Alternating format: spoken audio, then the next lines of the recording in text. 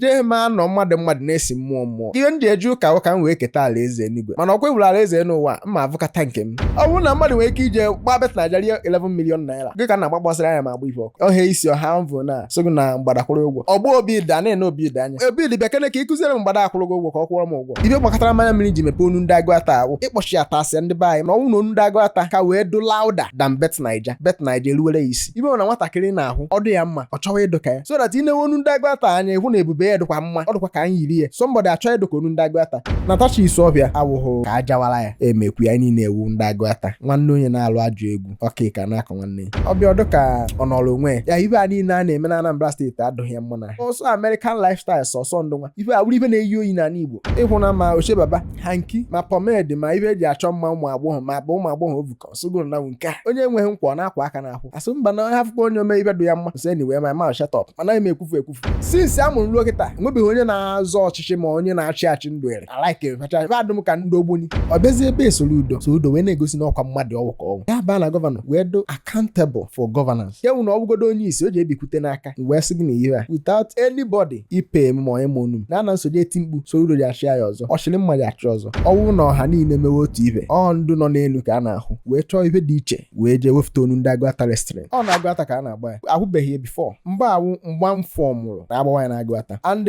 anyị na-akwado mmemme ka mmemme anyị ka na-ene anya na ọnwụ na ibe a na-eme edịkwago mma na sponsor go adịghị limited anyị ka na-ediri nkwado ụfọdụ na-esi ngọ anyị fabia nene na ha bịa na 31st August ebe m mekọtara wee kpọọ Chief Imo Akams bụ afa m ji anọ ya masị Nwadị Isuofia ji anọ ya ọgụ ụwa ji anọ ya wee bụrụ ndị akaebe na Aguata ka a na-agba ya ibe niile ọwụ AI bịa ka ịhụnanya gị na-abụ dịka onye too without a father esi na nkịta nwaanyị zo na-eli akwa ngwa abụ onye too without a father that experience kedu uru nna bara Chineke ekwekwere ka afọ ụmụ m nwụọ maka nna nwere nzere ndị ilo na-asọ nna anya a na-atụ nna egwu ị ma na enwe m ike iburu be m mmadụ abịa tabe m kpọchie ụzọ na anọzie na my house maka aka nọ n'ilo enwe m ike jee nene m ka ọ direct ka ọ bụrụzie nna ada moment so m bịa ọwụ na-akpọchie n'ụzọ ka ezi mere ibe a ọsị m mara ebe m si na nchicha ha azụ onye awụ a na-asaida ọwụ na nna m nọ ya ga-eme m ya anyị bukọrọ ọnụ my father arụtabeghị unu mgbe ọ nwụrụ ngwa kedu oke nna m asị okolobịa etoghị eto jụọ ihe mere nna ya eme ọ nna m ka ọ dọọrọ ịzọta oke na ọwụghị m nwa mgbe nne my mother nwụrụ a na-eje izu ọgọ ka m jere izu ụmụnna asị na ọhụ m ka ọ dọọrọ izu onye ka ọ dozara izu ebe onye ji mere nna m nwanne nna m na-edowe aha nna eje ha na ome ebere na-ekpe wụ na ejeghị m ahafụ ụmụ m emenye gbaa ha ogige nna na-agba ụmụ ya amụbeghị onye ji abịa tinye aka direct ya na my family ka nna ya degolo anyị obere kọmentrị ụmụ na ogbuji ka ha makara na ọmụ na Onu Ndi Aguata nọ mana apụta enwere ka isi ekwe gaa n'iru onye nlaikichara na mgba awụ ekete awọ na Jabid ọ ekete awọ na Jabid na-agba mgba na ekete awọ wu oke ehi and ọ na-abịa ọ na-ekewuru abịa na-eji akpọ ya ekete awọ Jabid n'ụga ịhụ ya ọdụm mgbe emile ọdụ nganga na-eme ile ịma ọ mavụrụ ka ọ na-eme egbe mmesasị ka ọ na-eme onye ala ekwuru ekwu ka eji mara Onu Ndi Aguata mere o ji ahụ ọ daja ama na Jabid aftara ọ tụtụgharịa ya ọ kpọọ ya ofolo Jabid nwa iyo eketa awa wee sara ka nkịrịnka ọgọdọ hei ejekwa aftata onye nke na-asụ nri n'ike ịkwara nke nwaaka kwa ndị tụrụ ime ọhọm hei ke na-asụ nri n'ike fute ebe ahụ anụ ọhịa nwa mmụọ ihu ọhịa imere ike ka mgba nwere ekufu ibe ndị ala ike eketa ahụ na ọsọkwa agụsi ime ọ na-akwụ ụdọ ọkwụkwata were họrọ 1 2 3 4 eketa ahụ emeriene. If you wan buy land with no ụmụnna wahala or a touch of spiritual problem, I recommend Pine Leaf Estate and Properties Limited. enwe nke m bụ ụbọchị anyị ị na-azị na-ekwe onye ebunye keke na hypochase Silas ka ọ biri keke na hypochase achụrụ viri keke ọma Silas ọ gbacha mkpụrụ mmiri na mmiri ka ọ na-anya keke na febe mgbe wuru ibe Soludo na-alụ ebe esi ji awa idoyi o wee gawala onwe awụ ha hize Soludo onye na mmiri na-ezo na okpuru anyị niile Soludo gbachiri wee na-alụ gota esi acha na elu mmiri mere mmiri zocha anyị n'aka nanye ebe anyị mana ọ dịrị ome ka onye na-ekwuru mmiri na-ezo wee vuru keke n'uwe naga witi ndị ovukwe ya hafụzie ndị ovu ma keke na febe mọfụta ọzọ nwanne ya nso ọkwa mara ji aka ya akpọ nwa ya oku ma ọ na-asụ nri n'ike ibido n'oge wee bịa gbaba mbọ ọlụ aka ka ife kpatazi ụmụazị kịta enwezi onye na-ekwe kedu ihe na-akọsịa and is it a good thing kedu the way forward o ihe ga-abara anyị uru n'ọdịnihu ya mbaba atọrọ atọ ibe njisi gị na-atọrọ atọ na etuwele nsị mma ya na-esi ọ ndị okenye our parents so nyere aka ibe awe na-eke ahụ maka ije ha gwa m na mgbadakwuru obi dị ụgwọ ya bụrụ moto nne gbara ọtọ lolu tụọ mma mmanụ unu ka ndị ụka nabata ọkụkọ na ihe o ji bịa jee ebe igwe chie Obidi 1 na Ofele Kingdom ọgbọ Obidi a na-ene Obidi anya ọhịa isi ọha mvụ na sogo na mgbadakwụrụ ụgwọ gịnị agbakọm isi m n'ọwụ ya mee na a sị na Chima riri 100 million bịa wuru 11 million na Bet Naija ọ bụrụ na mmadụ nwere ike ije gbaa Bet Naija rie 11 million naira gị ka na agbagbasara anya ma agba ife ọ ka m ji esi na ọwụhụ na evune m ụzọ kwere one nje adị akpa m side eso ihe side oke sukọrie enwere ike kofu m since maka ọ dịrị m izi nwere ike gbaa ibe ọkụ ori onye lụrụ ọrụ ejide ụgwọ ma mgbada nwere ndị ovili ike na-agba moto na-agba ha pọtịpọtị ndị be anyị na-echife echichi anyị na onwe anyị na-eto eto biko ọsọ ibe ị na-ahụ ka ị chọrọ ịdụka ya ibe na nwatakịrị na-ahụ ọ dị ya mma ọsọ nke ahụ bịa yiri ya ọ chọwa ịdụka ya mụ na onwe m na-agba weda since 2015 ka nọ na vileji a nwere ike ana m agbele ndị nepa ile na-aka bi n'ọkụ ma enwere ike bee ya atụkọ m ego mụ na nkwukwu na-eme ana m ezu ike ịnene ya ịhụ na ibe ahụhụ ndụ ị chọrọ ibu ịhụkwasọ mgbọdị kwufutere n'ike ozugbo so mgbada vili ike vụrụ agba jip ịmaghị ego n'ọwụ na-ekwugharị kedu onye ike achị ịdụka ya so ya bịa m bicha ihe niile mana ọnwụ na anyị nwere ike ịnaghachi ata azụ na ruutu anyị aka aja aja bụ ọnụ mmana onye ruo orie ivuru ebiarị akwụsịghị n'ezisi nke one ka isi ya ka ọ dụọrọ nna ime na niile mostly single mothers most at times ibe gbakọtara mmanya mmiri ji mepe Onu Ndi Aguata ahụ ịkpọchi atasịa ndị be anyị mana ịmana ndụmọdụ nwa mgbe onwe ife eji eme a na-atụfu ya atụfu mere m ji chọọ platform chọwa influence so that ịnewe Onu Ndi Aguata anya ịhụ na ebube ya dịkwa mma ọ dịkwa ka anyị yiri ya somebody achọ ịdụka Onu Ndi Aguata wee gwa ya na Onu Ndi Aguata atakwara ahụ kpaa mgbe susowadon ebe nka na steji anụwa iji enwe ndidi na ife dị ọkụ ji emecha jụọ oyi. For your best live streaming experience, where you as a creator can earn and the followers earn too, download the Heyom app. For end-to-end secure messaging with awesome video and audio call services, download the Heyom app. The best social media platform on board now is Heyom. Heyom. Heyom! Heyom. Download the Heyom app on Play Store for all Android devices.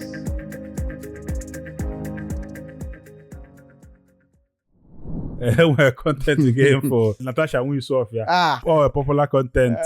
Ọzọ nna nọ na-achịpụta something. Ị na-akpọ ya Natasha Nwisofia ọ gaa viral. Maka na mgbe ịkpọ m na ị na-abịa ebe a na-asị ịdịchọ na ọ bụrụ ọbịa ebe a osi ebe a je ịgọzi ịbịa gị ọka already. Ife mere hụ na o nwere mgbesa ụjọ sọ na-achọ m ha si ya o na-aka nsi je so nwe ekwuru m na enweghị ife nweburu na onye nọ na anaghị atụ egwu ọdịda mgbogote ọwụ na sodo so na o recognizere m asị hey Natasha Nwisofia awụhụ ka ajawala ya emekwu ya niile ewu Ndị Aguata nwanne onye na-alụ ajụ egwu ọka ka na-akọ nwanne ịma anọ ya ka eji so return back to our root maka ọzọ nna wụ nwatakịrị pụtịfụla ị na-ene ọzọ nna anyị na-ahụ nwunye soro udo maka ma mkpọwa eze mana ọbịa ọdụ ka ọ nọrọ onwe ya ibe a niile a na-eme na Anambra steeti adụghị ya mma na Sheyi Tinubu ka a na-aja aja eje for Lagos steeti gọvanọ onye enweghị nkwa na-akwa aka n'ahụ ka mmadụ ji ahụ opportunity o ji ahụ ọbịa naka nwee side o siri gbakwuo ibe ọ nọrọ ọsọ American lifestyle sọsọ ndụ nwa ife abụrụ ife na-eyi oyi n'ala Igbo ịhụ na ma oche baba hanki ma pomade ma ife eji achọ mma ụmụ agbọghọ ma bụ ụmụ agbọghọ ovukọ sogo na nke a asụ mba na hafụkwa onye ome ibe dị ya mma so anyway my mouth shut up mana eme ekwufu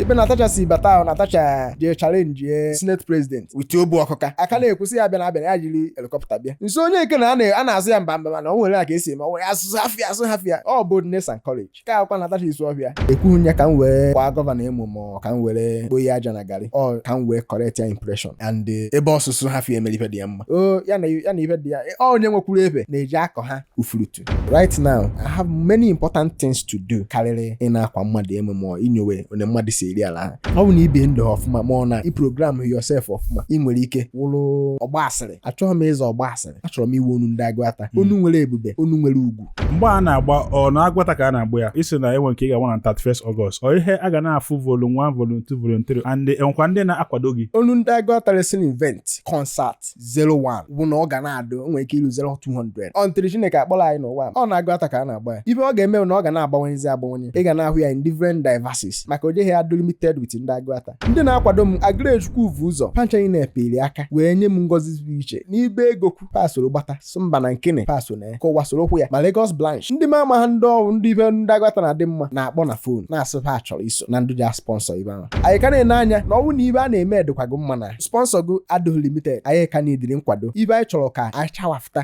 onu anọ na ọnwụ na Onu Ndi Aguata ka wee do louder than Bet Naija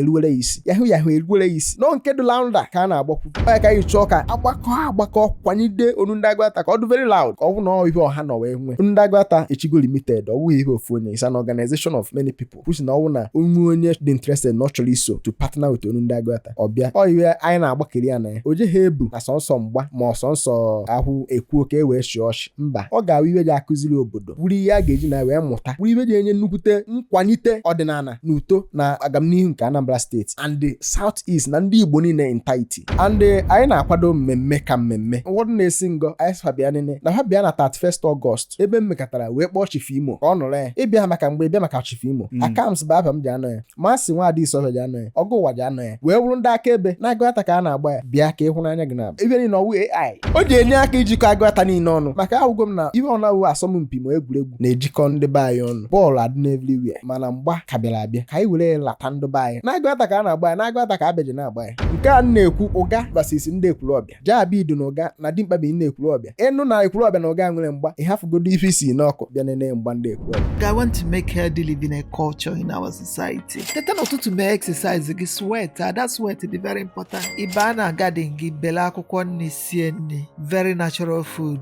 ọ ife your body need just nri ọbụla dị etu Chukwu si kee. Ụfọdụ n'ime anyị na-eche na Soludo dịka ọ na-agba ndị dibịa mgba ma ọ bụ ndị omenanị. Ụfọdụ sị na mmadụ ịtọ